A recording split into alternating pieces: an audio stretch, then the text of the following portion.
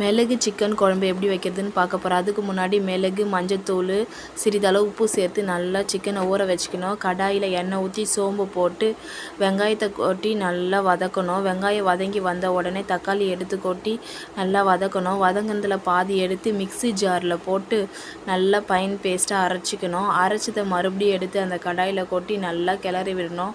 அதோட பச்சை வாசனை போகிற வரைக்கும் நல்லா கிளறி விடணும். கிளறினதுக்கு அப்புறமா ஊற வச்ச சிக்கனை எடுத்து அதில் கொட்டிட்டு அதுவும் நல்லா கிளறி விடணும். ஒரு 2 மினிட்ஸ்க்கு நல்லா வேகட்டும். வெந்ததுக்கு அப்புறமா தேவையான அளவு சிக்கன் மசாலா, உப்பு, மிளகாத்தூள் போட்டு நல்லா அதையும் கிளறி விட்டுக்கோங்க. கிளறி விட்டதுக்கப்புறமா தேவையான தண்ணி சேர்த்து நல்லா கொதிக்க விடுங்க.